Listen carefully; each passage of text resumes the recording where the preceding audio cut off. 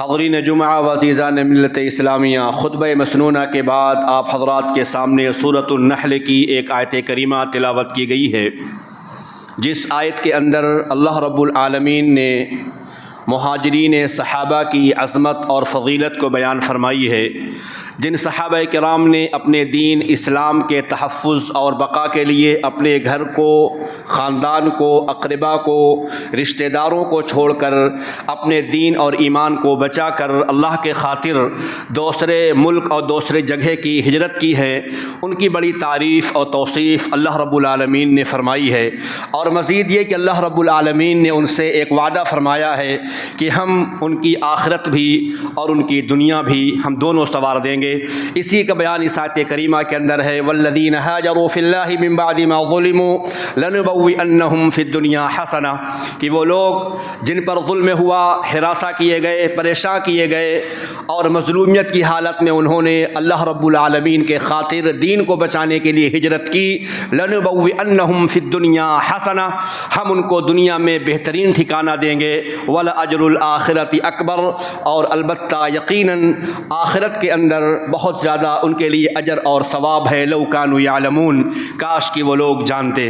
سامعین کرام، آپ کو اور ہمیں اس بات کا علم ہے کہ آج محرم الحرام کی 17 تاریخ ہے، اور یہ محرم الحرام کا مہینہ نہایت ہی عظمتوں، فضیلتوں، شان کے متحمل اور لائق ہے، کیونکہ اللہ کے نبی صلی اللہ علیہ وسلم نے ماہ محرم کے فضیلت کو بیان کرتے ہوئے فرمایا تھا کہ محرم الحرام کا جو مہینہ ہے یہ اللہ کا مہینہ ہے، شہر اللہ المحرم، اللہ کا مہینہ یہ محرم ہے۔ ویسے تو تمام دن، ایام، رات، سارے مہینے اللہ رب العالمین کے بنائے ہوئے ہیں، لیکن اگر کسی چیز کی نسبت بطور خاص اللہ رب العالمین کی جانب کی جاتی ہے تو اس سے اس کی خصوصیت کا پتہ چلتا ہے۔ جس طریقے سے تمام مساجد بیت اللہ ہیں، اللہ کا گھر ہیں، لیکن اللہ رب العالمین نے خانہ کعبہ کے بارے میں فرمایا، وَعَهِدْنَا إِلَىٰ إِبْرَاهِيمَ وَإِسْمَاعِيلَ أَن طَهِّرَا بَيْتِيَ، کہ میں نے وعدہ کیا اور عہد لیا ابراہیم اور اسماعیل سے کہ میرے گھر کو پاک اور صاف رکھو۔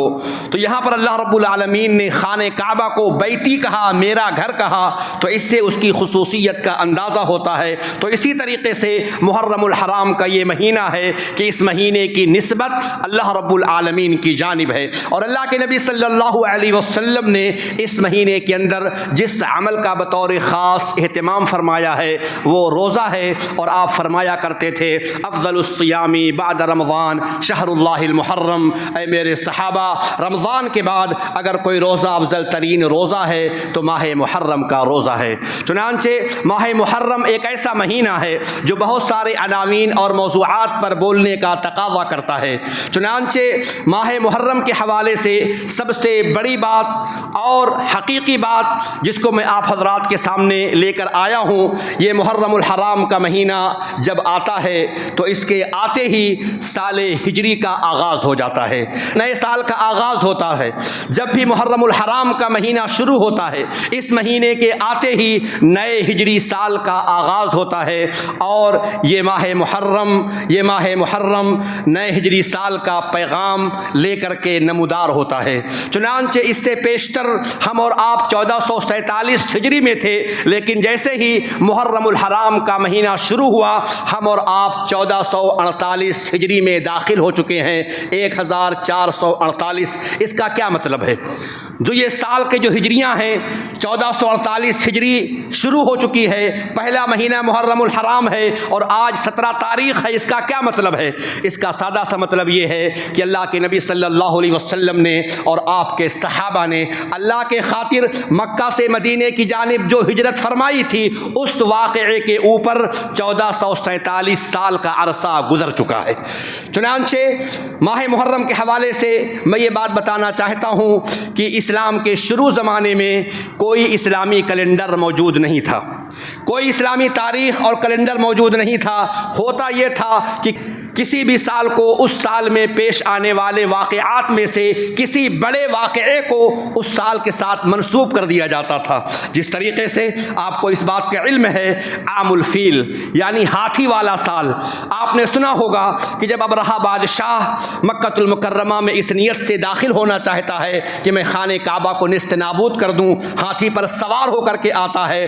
اللہ رب العالمین اس کے مکر، اس کے ارادے کو ناکام کر دیتا ہے اور اس کو ہلاک اور تباہ کر دیتا ہے. اور اس کا واقعہ اللہ رب العالمین نے قرآن میں فرمایا الم تر کیف فعل ربک باصحاب الفیل. اے نبی کیا آپ نے دیکھا نہیں، سنا نہیں کہ تمہارے رب نے ہاتھی والوں کے ساتھ کیا حشر کیا تھا. تو چنانچہ یہ واقعہ جو ہاتھی والے ہلاک کیے گئے، ابرہہ بادشاہ جو مارا گیا، یہ واقعہ عرب کے اندر، مکے کے اندر اس قدر مشہور ہو گیا کہ اس کو ہاتھی والا سال کہا جانے لگا.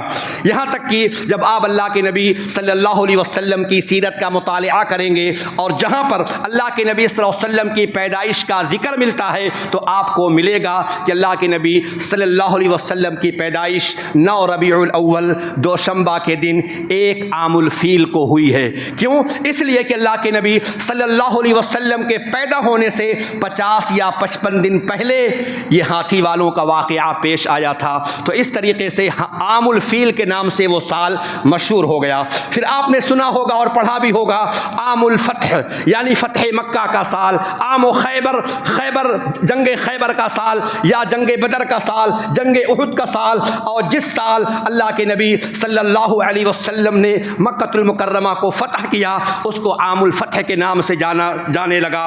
اور اسی طریقے سے فتح مکہ کے بعد جب لوگ اللہ کے نبی صلی اللہ علیہ وسلم کے پاس کثرت کے ساتھ آنے لگے، مدینہ میں داخل ہونے لگے اور آپ کے ہاتھوں پر بیعت اسلام کرنے لگے تو اس سال کو عام الوفود کہا جانے لگا. تو میں کہنا یہ چاہتا ہوں کہ کسی بھی سال کو اس کے اندر پیش آنے والے واقعات میں سے کسی بڑے واقعے کو اس سال کے ساتھ منسوب کر کے اس سال کو لوگ یاد رکھا کرتے تھے. جس طریقے سے میں نے بچپن سے لے کر کے اب تک اپنے بزرگوں سے، اپنے گاؤں کے بڑوں سے یہ بات سنی ہے کہ یہ واقعہ ہٹوا میں اس وقت پیش آیا تھا جس سال بوڑھا آیا تھا، جب سیلاب آیا تھا. تو لوگ چونکہ وہ ایک بڑا واقعہ تھا اہل بستی اور ہٹوا والوں کے لیے کہ سیلاب آیا تھا، لوگوں کے مکانات زمیندوز ہو چکے تھے، تو وہ ایک یادگار سال بن گیا تھا. تو لوگ اس سال کو اس سیلاب والے سال سے یاد رکھتے ہیں. تو اسی طریقے سے کوئی اسلامی کیلنڈر موجود نہیں تھا. اسی طریقے سے اللہ کے نبی صلی اللہ علیہ وسلم کے زمانے سے لے کر کے حضرت عمر فاروق رضی اللہ تعالی عنہ کے خلافت کے ابتدائی سالوں تک کوئی اسلامی کیلنڈر موجود نہیں تھا. اور پھر مسئلہ پیش آیا اسلامی کیلنڈر کا کہ کس طریقے سے اسلامی کیلنڈر کو وجود میں لایا جائے. عمر فاروق رضی اللہ تعالی عنہ کے سامنے ایک تحریر پیش کی جاتی ہے اور اس تحریر میں لکھا رہتا ہے ماہ شعبان. عمر فاروق رضی اللہ تعالی عنہ کو تذبذب ہوتا ہے اور وہ کشمکش کے شکار ہوتے ہیں کہ یہ خط، یہ رسالہ کب آیا ہے، کیا جو شعبان گزر چکا ہے یا جو چل رہا ہے یا کہ جو آنے والا ہے. اسی طریقے سے بعض روایتوں میں یہ بھی آتا ہے کہ 17 ہجری کے اندر حضرت ابو موسیٰ اشعری رضی اللہ تعالی عنہ نے عمر فاروق رضی اللہ تعالی عنہ کو ایک خط لکھا تھا اور کہا تھا یا امیر المومنین، آپ کے خطوط اور پیغامات ہمارے پاس آتے ہیں اور اس کے اندر کوئی تاریخ اور کوئی سال درج نہیں ہوتا، ہمیں بڑی پریشانی لاحق ہوتی ہے، ہم سمجھ نہیں پاتے کہ آپ کا کون سا پیغام پہلے کا ہے اور کون سا بعد کا ہے. تو ایک مسئلہ تھا صحابہ کرام کے سامنے. عمر فاروق رضی اللہ تعالی عنہ نے صحابہ کرام کو جمع فرمایا اور ان سے مشورہ لیا کہ اسلامی کیلنڈر کا آغاز اور اسلامی سال کی شروعات کہاں سے کی جائے. چنانچہ صحابہ کرام کے سامنے اللہ کے نبی صلی اللہ علیہ وسلم کی سب سے عظیم شخصیت تھی. اللہ کے نبی صلی اللہ علیہ وسلم کی شخصیت ایک عظیم شخصیت تھی جہاں سے اسلامی کیلنڈر کا آغاز ہو سکتا تھا. اور اللہ کے نبی صلی اللہ علیہ وسلم کے زندگی بابرکات کے 4 واقعات، بڑے اہم واقعات صحابہ کرام کے سامنے تھے جس سے اسلامی کیلنڈر کا آغاز اور شروعات ہو سکتی تھی. چنانچہ آپ کی پیدائش تھی، آپ کی بعثت تھی اور آپ کی ہجرت تھی اور آپ کی وفات تھی. چنانچہ عمر فاروق اور حضرت علی، حضرت عثمان اجل صحابہ کرام کا مشورہ آیا کہ ہمارا جو اسلامی سال ہوگا وہ ہجری سال سے یاد کیا جائے گا. کیوں؟ ہجرت وہ عظیم چیز ہے جس کے ذریعے سے اللہ رب العالمین نے حق اور باطل دونوں کو نمایاں کر دیا. ہجری وہ عظیم چیز ہے جس کے ذریعے سے اللہ رب العالمین نے اپنی عبادت کے لیے آزادانہ فضا ہمیں نصیب فرمائی. آئی۔ ہجرت وہ عظیم چیز ہے جس کے ذریعے سے اللہ رب العالمین نے اسلام کو غلبہ عطا کیا ہے۔ اس لیے ہمارا جو سال ہوگا، جو سال کی شروعات ہوگی اور جو سال تبدیل ہوں گے وہ ہجری سال کہلائیں گے۔ چنانچہ چونکہ ہجرت مدینہ یہ ایک ایسا واقعہ ہے جو مسلمانوں کو ہجرت مدینہ کی یاد تازہ کرا دیتی ہے۔ یہ ہجری سال جو ہر سال ہمارے اور آپ کے سامنے آتے ہیں، گھوم کر کے پلٹ کر کے جو آتے ہیں، اس کا یہی مطلب ہوتا ہے 1448 ہجری کا آغاز ہو چکا ہے۔ اس کا یہی مطلب ہے کہ اللہ کے نبی صلی اللہ علیہ وسلم نے جو ہجرت کی تھی اس واقعے پر 1447 سال کا عرصہ گزر چکا ہے، تاکہ سال ہجری سے مسلمان اور اس امت کے لوگ صبح قیامت تک اللہ کے نبی صلی اللہ علیہ وسلم کی اور صحابہ کرام کی عظیم قربانیوں کو یاد رکھیں۔ اب دوسرا مرحلہ یہ تھا کہ سال کا پہلا مہینہ کسے قرار دیا جائے، تو صحابہ کرام نے اللہ کے نبی صلی اللہ علیہ وسلم کی نیت کا اعتبار کرتے ہوئے محرم الحرام کو پہلا مہینہ قرار دیا، کیونکہ اللہ کے نبی صلی اللہ علیہ وسلم نے ہجرت اگرچہ ربیع الاول کے مہینے میں کی تھی، لیکن آپ صلی اللہ علیہ وسلم نے مدینہ کے لیے ہجرت کی نیت محرم الحرام ہی میں آپ نے کر لیا تھا۔ تو چنانچہ صحابہ کرام نے اللہ کے نبی صلی اللہ علیہ وسلم کی نیت کا اعتبار کرتے ہوئے محرم الحرام کے مہینے کو پہلا اسلامی مہینہ قرار دیا، اور اس طریقے سے اسلامی کیلنڈر عمر فاروق رضی اللہ تعالی عنہ کے دور خلافت میں وجود میں آیا۔ چنانچہ یہ ہجری سال ہمیں اور آپ کو جو صحابہ کرام نے قربانیاں پیش کی، جو اللہ کے نبی صلی اللہ علیہ وسلم نے قربانیاں پیش کی، اس کی یاد ہمیں تازہ کراتی ہے۔ چنانچہ اللہ کے نبی صلی اللہ علیہ وسلم نے صحابہ کرام پر جب مکہ کی سرزمین پر ظلم ہوا، ان کا رہنا مشکل ہو گیا اور مکہ کی زمین مسلمانوں کے لیے تنگ کر دی گئی۔ 5 نبوی کے اندر نبوت کے 5ویں سال صحابہ کا مکے کی گلیوں میں چلنا مشکل ہو گیا، تو اللہ کے نبی صلی اللہ علیہ وسلم نے صحابہ کو حکم دیا، لو خرجتم الى ارض الحبشہ فان بها ملکا لا یظلم عنده احد۔ اے میرے صحابہ، تم حبشہ ملک کو چلے جاؤ، وہاں کا جو بادشاہ ہے وہ انصاف پرست ہے اور اس کے قلم رو میں کسی پر ظلم نہیں ہوتا۔ اس بادشاہ کے ملک میں کسی کے اوپر زیادتی نہیں کی جاتی، وہ انصاف والا بادشاہ ہے، کسی کے ساتھ حق تلفی نہیں کی جاتی ہے۔ اے میرے صحابہ، تم حبشہ ملک کو چلے جاؤ۔ یہ اللہ کے نبی صلی اللہ علیہ وسلم کا فرمان تھا صحابہ کرام کے لیے، اور یہ پہلی ہجرت ہے۔ مدینہ ہجرت سے پہلے، ہجرت مدینہ سے پہلے صحابہ کرام نے جس جانب ہجرت کی وہ حبشہ ملک تھا، اور اللہ کے نبی صلی اللہ علیہ وسلم کا اشارہ تھا کہ تم وہاں چلے جاؤ، اور پہلا قافلہ جو مکہ سے حبشہ کے لیے روانہ ہوتا ہے وہ 16 افراد پر مشتمل ہوتا ہے۔ 12 مرد ہوتے ہیں، 4 عورتیں ہوتی ہیں، اور اس کے اندر اللہ کے نبی صلی اللہ علیہ وسلم کے داماد حضرت عثمان غنی بھی ہوتے ہیں، اور آپ صلی اللہ علیہ وسلم کی صاحبزادی حضرت رقیہ رضی اللہ تعالی عنہا بھی ہوتی ہیں۔ اور اللہ کے نبی صلی اللہ علیہ وسلم نے اس موقع پر فرمایا تھا، حضرت ابراہیم اور لوط علیہ السلام کے بعد یہ پہلا گھرانہ ہے جو اللہ کے راستے میں ہجرت کر رہا ہے۔ چنانچہ صحابہ ملک حبشہ کی جانب ہجرت کر کے چلے گئے، اور پھر کچھ دنوں کے بعد دوسرا گروہ پھر ملک حبشہ کی طرف ہجرت کرنا چاہتا ہے۔ چنانچہ اس مرتبہ اہل مکہ نے بڑی کوشش کی کہ ان کو روک لیا جائے اور حبشہ ملک کو نہ جانے دیا جائے۔ چنانچہ پیچھا کرتے ہوئے مسلمان تو بچ بچا کر کے حبشہ ملک کو پہنچ گئے، لیکن یہ مشرکین مکہ نے پیچھا نہ چھوڑا، ساتھ نہ چھوڑا، اور چنانچہ وہ حبشہ ملک تک پہنچ گئے جہاں کا بادشاہ کا نام اسحمہ تھا۔ چنانچہ وہاں کے وزراء اور درباریوں سے ملاقات کی، ان کو تحفے تحائف پیش کیے اور کہا کہ ہماری ملاقات بادشاہ سے کراؤ، کیونکہ ہمارے شہر مکہ سے کچھ ناسمجھ بے وقوف لوگ بھاگ کر کے تمہارے ملک میں آ گئے ہیں، ہم ان کو اپنے ساتھ لے جانا چاہتے ہیں، وہ بے دین ہو گئے ہیں، انہوں نے باپ دادا کے دین کو چھوڑ دیا ہے۔ چنانچہ وزراء اور ان کے سپاہی تحفے تحائف سے بہت خوش ہوئے اور بادشاہ کے دربار میں حاضر ہوئے، اور انہوں نے سفارش کی کہ اس ملک کے اندر جو مسلمان آئے ہوئے ہیں ان کو ان کے ساتھ واپس کر دیا جائے، کیونکہ وہ ناسمجھ ہیں، وہ بے عقل ہیں، اور وہ مفرور ہیں، بھگوڑے ہیں جو مکے سے بھاگ کر کے یہاں پر آئے ہوئے ہیں۔ کہا کہ کیا ان کا جرم ہے؟ کہا کہ وہ بے دین ہو گئے ہیں، اور اے بادشاہ سلامت، وہ بے دین ایسے بے دین ہوئے ہیں، انہوں نے نہ تو آپ کا دین اختیار کیا ہے، نہ ہمارے دین کو چنا ہے، بلکہ ایک نئے دین کو انہوں نے ایجاد کر لیا ہے، اور ان کے خاندان کے لوگ بڑے پریشان ہیں کہ ہم ان کو لے کر کے ان کے حوالے کر دیں۔ اللہ اکبر۔ چنانچہ نجاشی بادشاہ چونکہ انصاف پرست تھا، اس نے پورے معاملے کو گہرائی سے جاننا چاہا، کہا کہ ان مسلمانوں کو میرے سامنے پیش کیا جائے جو مسلمان وہاں سے ہجرت کر کے آئے ہیں۔ چنانچہ مسلمانوں کو بادشاہ کے سامنے پیش ہونے کا حکم دیا گیا۔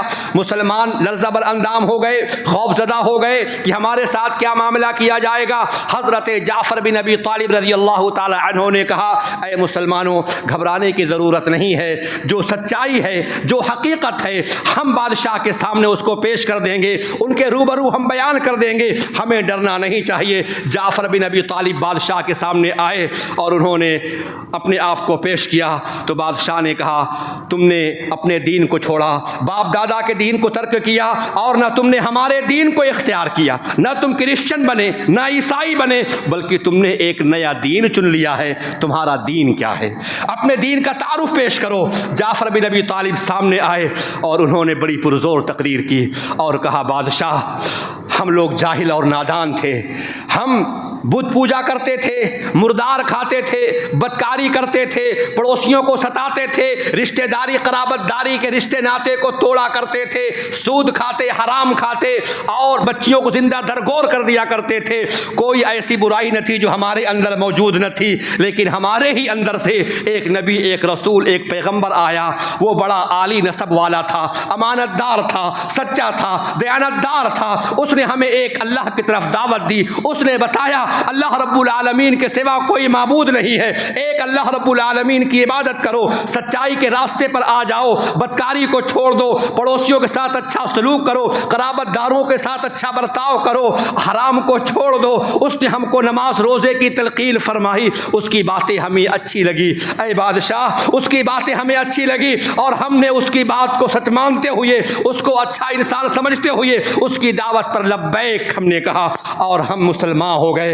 ہم اس کی باتوں کو قبول کر لیے تو مکے کے لوگ ہمارے دشمن ہو گئے، ہمیں ہراساں کرنے لگے، ہمیں پریشان کرنے لگے، ہمارے ساتھیوں کو مار دیا گیا، ہمارے ساتھیوں کو شہید کر دیا گیا۔ ہمارے پیغمبر جناب محمد رسول اللہ صلی اللہ علیہ وسلم نے ہم کو اس بات کی تلقین فرمائی، لو خرجتم الى ارض الحبشہ فان بها ملكا لا يظلم عنده احد۔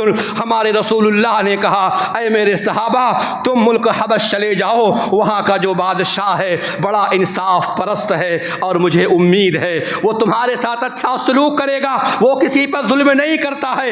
اے بادشاہ، ہم آپ کے ملک میں آ کر کے پناہ لیے ہوئے ہیں، اور آپ سے اچھی امید وابستہ ہے۔ بادشاہ نے کہا، نجاشی بادشاہ نے کہا، اے جعفر بن طالب، جو پیغام، جو ہدایت تمہارے رسول لے کر آئے ہیں، کیا اس میں سے ہمیں تم کچھ سنا سکتے ہو؟ جعفر بن ابی طالب نے کہا کہ ہاں، میں سنا سکتا ہوں۔ بسم اللہ الرحمن الرحیم، کاف یا عین صاد، ذکر رحمت ربک عبدہ زکریا۔ سورہ مریم پڑھتے ہوئے چلے گئے۔ عیسیٰ علیہ السلام کا ذکر آیا، مریم کا ذکر آیا، ان کی پیدائش کا ذکر آیا، ان کی وفات کا ذکر آیا، اور پھر مریم کی پاک دامنی کا ذکر آیا۔ تاریخ کے اندر آتا ہے، نجاشی بادشاہ کی آنکھیں اشکبار ہو گئی، اس قدر رویا، اس قدر رویا کہ اس کی داڑھی آنسوؤں سے تر ہو گئی، اور اس کے دربار میں بیٹھے ہوئے پادری، بڑے بڑے راہب جو انجیل کو کھولے بیٹھے پڑھ رہے تھے، تاریخ کے اندر آتا ہے کہ وہ صحیفے ان کے آنسوؤں سے گیلے ہو گئے۔ نجاشی بادشاہ نے کہا، اے مکہ سے آئے ہوئے نوجوانوں، جو مسلمانوں کا تعاقب کرتے ہوئے یہاں پر آئے ہیں، یہ ہمارے قلم رو میں رہیں گے، اور ان کے ساتھ کوئی ظلم نہیں کیا جائے گا۔ تم لوگ یہاں سے واپس چلے جاؤ، اور یاد رکھو، جو پیغام انہوں نے ہمیں پڑھ کر کے سنایا ہے، اللہ کی قسم، ہمارے نبی عیسیٰ علیہ السلام اور یہ اس نبی کی بات، یہ دونوں باتیں ایک شمعدان سے نکلے ہوئے دو روشنیاں ہیں، وہی کرنیں ہیں، ایک شمعدان سے نکل رہے ہیں۔ میں ان کو تمہارے حوالے نہیں کر سکتا۔ چنانچہ وہ مشرکین مکہ کے دو نمائندے جو بڑی امید سے وہاں پر گئے ہوئے تھے، ایک عمرو بن عاص اور عبداللہ بن ربیعہ، یہ نامراد ہو کر کے اس کے محل سے نکلنے لگے تو عمرو بن عاص نے کہا، عبداللہ بن ربیعہ، اب ایک ایسی میں چال چلنے جا رہا ہوں بادشاہ کی دربار میں جو ان مسلمانوں کے نبض کو کاٹ دے گا اور ان کی ٹکے بوٹی میں اڑا دے گا۔ عبداللہ بن ربیعہ نے کہا عمرو بن عاص ایسی چال مت چلو، یہ اپنے ہی بھائی ہیں، اگرچہ مسلمان ہو گئے کوئی معاملہ نہیں۔ کہا کہ نہیں، ہم ان کی خوشیاں دیکھ نہیں سکتے۔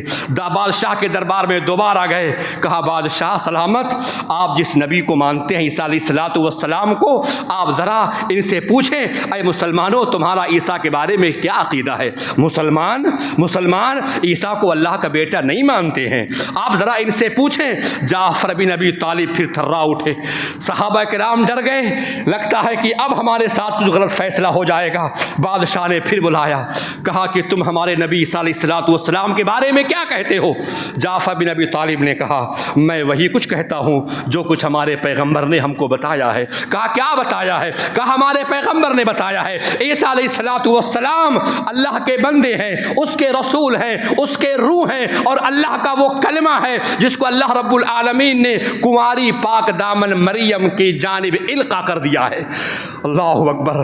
نجاشی بادشاہ نے ایک تنکے کو اٹھایا اور کہا جو کچھ تمہارے پیغمبر نے میرے نبی عیسیٰ کے بارے میں کہا ہے اللہ کی قسم بالکل ویسا ہی ہے، ایک تنکے کا بھی فرق نہیں ہے، جیسا تمہارے پیغمبر نے کہا ہے وہی بات ہماری انجیل بھی کہتی ہے۔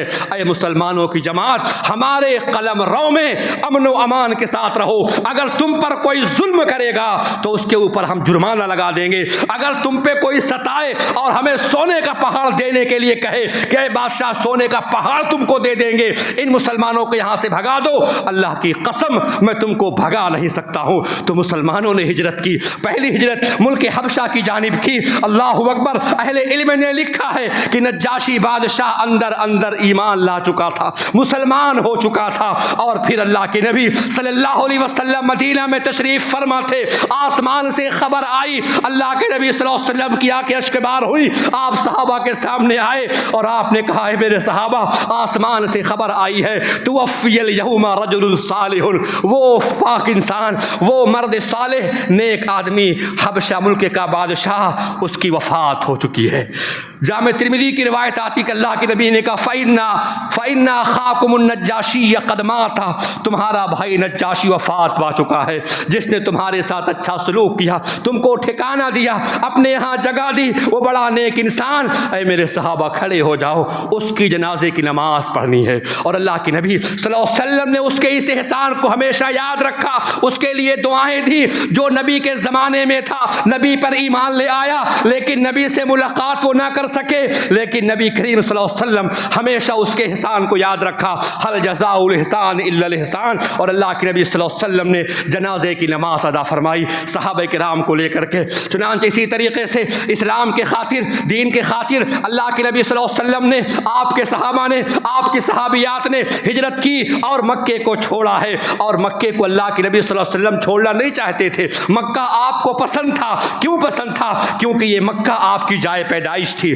مکہ کی سرزمین وہ سرزمین تھی جہاں پر اللہ کے نبی کا بچپنا گزرا تھا، نبی کی جوانی گزری تھی، نبی کے دوست اور احباب تھے، نبی کے قرابت دار تھے، نبی کا خاندان تھا۔ اور سب سے بڑی بات یہ ہے کہ یہ مکہ بلدہ امین ہے، یہ مکہ وہ سرزمین ہے جس کو ابراہیم علیہ الصلوۃ والسلام نے آباد کیا، اور ابراہیم علیہ الصلوۃ والسلام کا بنایا ہوا مرکز توحید خانہ کعبہ ہے۔ لیکن مکہ کے لوگوں نے آپ کو مکے میں رہنے نہ دیا، آپ کو نکلنے پر مجبور کر دیا۔ آپ مکہ چھوڑنا نہیں چاہتے تھے، لیکن جب لوگوں نے آپ کو مجبور کر دیا، آپ غمگین ہو کر، مبغوم ہو کر، شکستہ دل ہو کر، کبیدہ خاطر ہو کر آپ مکہ سے نکل پڑتے ہیں، اور ایک اونچی پہاڑی پر آپ کھڑے ہوئے اور مکہ کی جانب حسرت بھری نگاہوں سے اللہ کے نبی نے دیکھا۔ اللہ اکبر۔ اور آپ نے فرمایا تھا واللہ واللہ، اللہ اکبر، بہت بڑی بات ہے کسی کو اس کے بستی سے نکال دیا جائے جہاں پر اس کا بچپنا گزرا ہو، جوانی گزری ہو، جہاں پہ اس کے خاندان کے لوگ ہوں، اس کا دل ٹوٹ جاتا ہے۔ اللہ کے نبی صلی اللہ علیہ وسلم نے مکہ کی جانب دیکھا اور حسرت بھری نگاہوں سے دیکھتے ہوئے کہا واللہ انک لخیر ارض اللہ، اللہ کی قسم روئے زمین کی تو سب سے بہترین سرزمین ہے۔ اے اہل مکہ، تیری سرزمین اللہ رب العالمین کو بہت ہی زیادہ پسند ہے، اگر تیرے باشندے مجھ کو نہ نکالتے تو میں تجھ کو چھوڑ کر کے کہیں نہ جاتا۔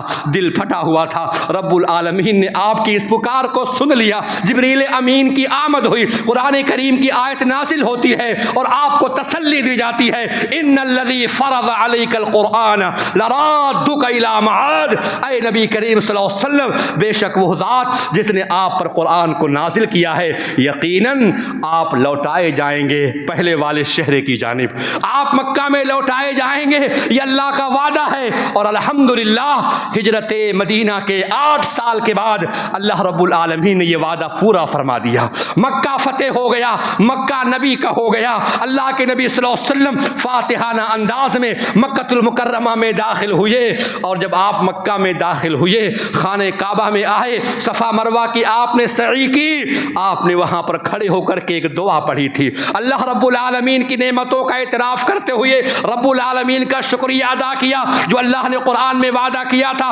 لرادک الی معاد، اے میرے نبی پیغمبر کبیدہ خاطر مت ہوئیے، شکستہ دل مت ہوئیے، ابھی آپ مکہ سے جا رہے ہیں، انشاءاللہ رحمان بہت جلد ہی آپ کو ہم مکہ دینے والے ہیں، آپ مکہ میں لوٹ کر کے پھر آئیں گے۔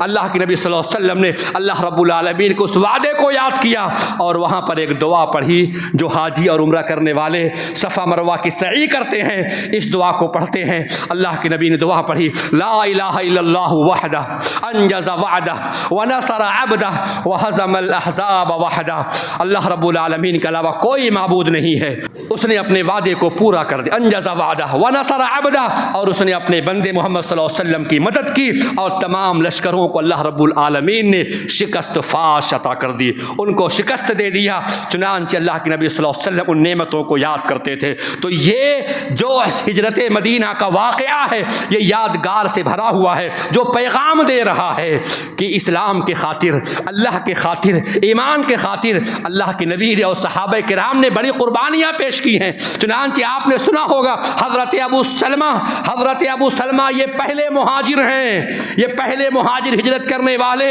ان کو خبر لگی اللہ کے نبی صلی اللہ علیہ وسلم مکۃ المکرمہ سے مدینہ کی جانب چلے گئے۔ چنانچہ ابو سلمہ رضی اللہ تعالی عنہ اپنے 1 سال کے بیٹے کو گود میں لیا، اپنی بیوی کو لیا، اور مدینہ جب وہ جانے لگے سسرال والوں کو خبر لگی ابو سلمہ ہجرت کر کے مکہ سے مدینہ جا رہے ہیں اور میری بیٹی بھی ان کے ساتھ جا رہی جو ان کے نکاح میں ہے۔ دوڑے ہوئے آئے ابو سلمہ کے سسرال والے، کہا ابو سلمہ تم کو اگر مدینہ جانا ہے تو جاؤ، یہ میری بیٹی ہے، اس کو ہم تمہارے ساتھ نہیں جانے دیں گے۔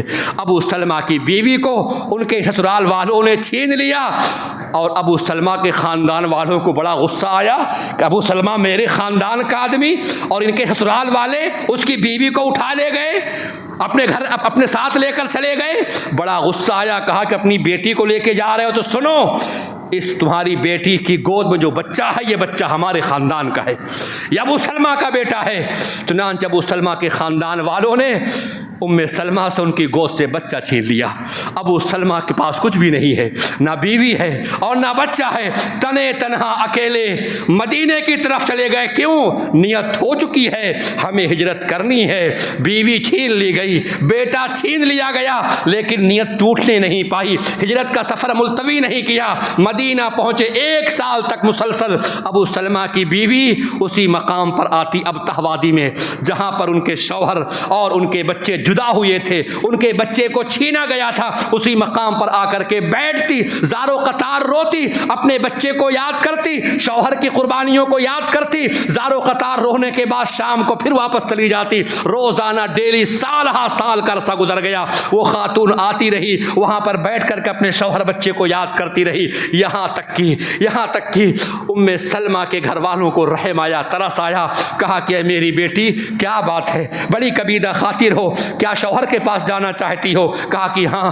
چنانچہ شوہر کے پاس جانے کو تیار ہوئی۔ ابو سلمہ کے خاندان والوں کو علم ہوا، انہوں نے بیٹے کو بھی لا دیا اور ایک صحابی کی مدد سے وہ مدینہ پہنچ گئے۔ تو میں کہنا چاہتا ہوں یہ محرم الحرام کا مہینہ اسلامی سال کا پہلا مہینہ ہے، یہ ہجری سال ہجرت مدینہ کی یاد تازہ کرا رہا ہے اور یہ پیغام دے رہا ہے کہ جو اسلام ہمیں اور آپ کو نصیب ہوا ہے یہ پھولوں کے سیج سے چل کر کے نہیں آیا گیا۔ آپ ذرا سوچیں، صہیب رومی رضی اللہ تعالیٰ عنہ آخری مہاجر، سارے صحابہ جا چکے مکہ سے، مکہ خالی ہو گیا ہے، آخری صحابی صہیب رومی جب مکہ سے جانے لگے مدینہ کی طرف، مکہ والے آئے، صہیب کہاں جا رہے ہو؟ کہا رسول اللہ کے شہر مدینہ جا رہا ہوں۔ کہا مکہ آئے تھے، غریب تھے، مفلس تھے، تمہارے پاس کچھ بھی نہیں تھا، یہاں پر رہ کر کے تم تاجر بن گئے، مالدار بن گئے، لہٰذا ہم تم کو اتنے سارے مال کو لے کر کے مدینہ نہیں جانے دیں گے۔ کہا یا معاشرہ قریش، اے قریش کی جماعت سن لو، تم جانتے ہو کہ میں تم میں سب سے زیادہ ماہر تیر انداز ہوں، اور جب تک میرے ترکش میں تیر ہیں کوئی دلاور نہیں، کوئی بہادر نہیں جو میرے پاس آ کر کے مجھے گرفتار کر سکے، اور اگر میرے ترکش کے تیر ختم ہو گئے یاد رکھو یہ تلوار میرے پاس ہے، اور تم جانتے ہو کہ میں کس قدر دلیر و بہادر ہوں، تمہاری ٹکے بوٹیاں اڑ جائیں گی۔ اور یہ بھی سن لو، اگر تم کو مال کی حاجت ہے، تم کو دولت چاہیے، تو میں دولت تم کو دینے کو تیار ہوں، لیکن ہجرت مدینہ سے میں رکنے کو تیار نہیں۔ کہا کوئی بات نہیں، کیوں؟ یہ مرد شجاع تھے، ان کو معلوم تھا کہ جب تک اس کے پاس ترکش کے تیر ہیں، جتنے تیر ہیں اتنوں کا تو کام تمام کر دے گا دور سے، اور باقی تلوار بھی اس کے پاس ہے، لہٰذا عافیت اسی میں ہے کہ مال لے کر کے اس کو جانے دیا جائے۔ اللہ اکبر، مومن قوی بنو، مومن ضعیف نہ بنو۔